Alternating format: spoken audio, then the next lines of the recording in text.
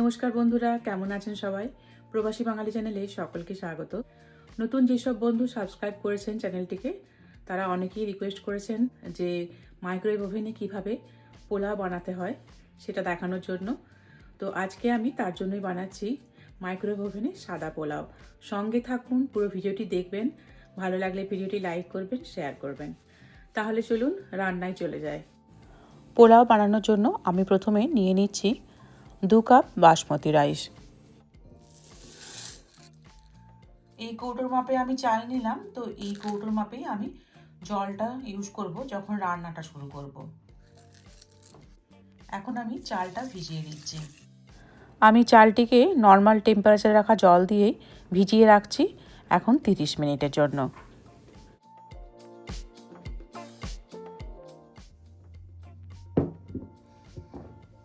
চালটা 30 মিনিটস ভেজানো ছিল, আর এই যে দেখুন কত সুন্দর ভিজেছে চালটা। তো এবার চালটা আমি ভালো করে ধুয়ে নেব।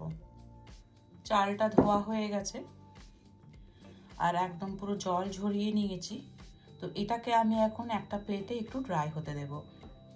এই প্লেটের উপরে আমি একটা পেপার টাওয়েল বিছিয়ে দিচ্ছি, এর উপরে আমি চালটা ড্রাই হতে দেব।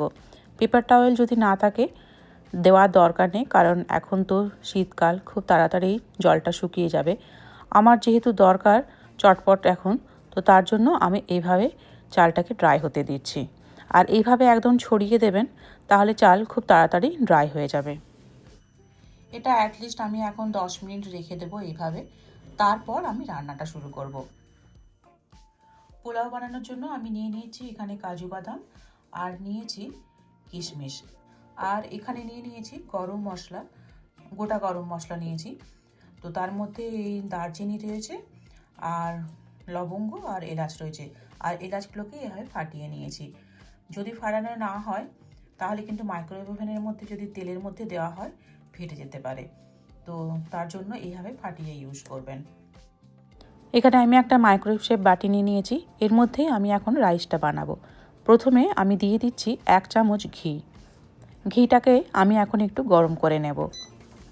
শীতের সময় এই ঘি এমনভাবে জমে গেছে, মানে দেখে মনে হচ্ছে যেন বাটার। তো তার জন্য একটু ভালো করে গরম করে নিচ্ছি। আমি 1 মিনিটের জন্য গরম করছি ঘিটা।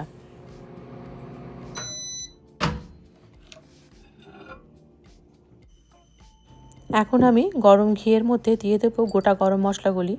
গরম মশলাগুলি একটু নাড়াচাড়া করে এবার এর মধ্যে আমি দিয়ে দিচ্ছি কাজু বাদাম।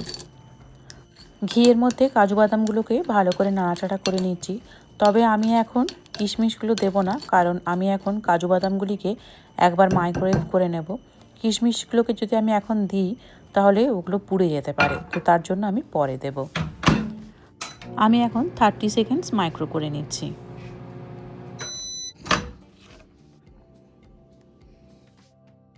এবার এর মধ্যে প্রথমে আমি দিয়ে দিচ্ছি স্বাদ মতো লবণ, আর দিয়ে দিচ্ছি কিশমিশগুলি। সব কিছুকে খুব ভালো করে নাড়াচাড়া করে এবার এর মধ্যে আমি দিয়ে দেব জল ঝরিয়ে ড্রাই করে রাখা চালগুলি। চালগুলো বেশ ভালো ড্রাই হয়ে গেছে, এতে করে চালগুলো ভেঙে যাবে না, আর চালটা যদি ভিজে ভিজে থাকে তাহলেই চাল ভেঙে যেতে পারে। এখন আমি সব কিছু খুব ভালো করে মিক্স করে নেব। পোলাও মানে একটু মিষ্টি দিতে হবে, তবে মিষ্টিটা আমি এখন দেব না, একটু পরে দিচ্ছি। এবার আমি জল অ্যাড করব। এই বাটির মাপে আমি চাল নিয়েছিলাম 2 বাটি, তো আমি এখন 4 বাটি জল দেব। রুম টেম্পারেচারে রাখা জলই আমি ইউজ করছি এর মধ্যে। এই জলের পরিমাপটা শুধু যে মাত্র পোলাওয়ের জন্য তা কিন্তু নয়, মাইক্রোওয়েভ ওভেনে আপনি যদি ভাতও রান্না করেন তাহলেও কিন্তু জলের পরিমাণটা ডাবল হবে যতটা চাল নেবেন তার থেকে। এখন আমি বাটিটিকে মাইক্রোওয়েভ করে নেব। 900 ওয়াটের মাইক্রোওয়েভ ওভেন, তো আমি এখন টাইম দিচ্ছি 10 মিনিট।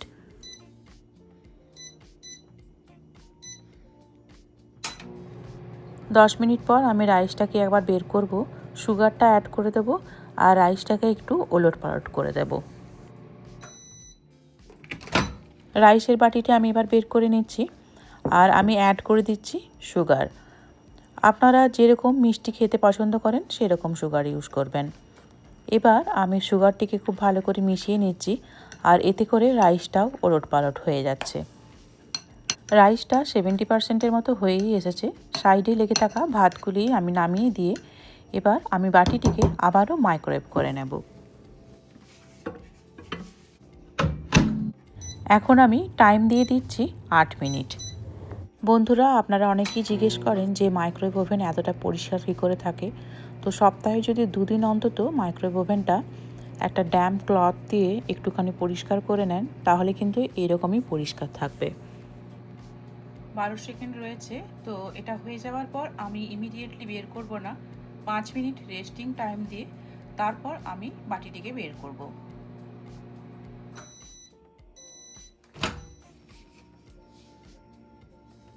5 মিনিট পর আমি পোলাওটি বের করে নিচ্ছি। মাইক্রোওয়েভ ওভেনে সাদা পোলাও একদম রেডি হয়ে গেছে। এবার আমি একটা সার্ভিং প্লেটে সার্ভ করে দিচ্ছি। আর মাত্র কয়েকটা দিন পরেই নতুন বছর শুরু হচ্ছে, তো বছরের প্রথম দিনে এইরকম একটা স্পেশাল খাবার বানিয়েই নেওয়া যায়। আপনাদের যদি রেসিপিটি ভালো লেগে থাকে তাহলে অবশ্যই বাড়িতে একবার অন্তত এইভাবে সাদা পোলাও মাইক্রোওয়েভ ওভেনে বানিয়ে ফেলুন, আর বানিয়ে আমাকে অবশ্যই জানাবেন কেমন হয়েছে। আপনাদের আজকের ভিডিও কেমন লাগলো কমেন্টে অবশ্যই জানাবেন। ভালো লাগলে ভিডিওটি লাইক করবেন, শেয়ার করবেন। দেখা হচ্ছে পরের ভিডিও নিয়ে।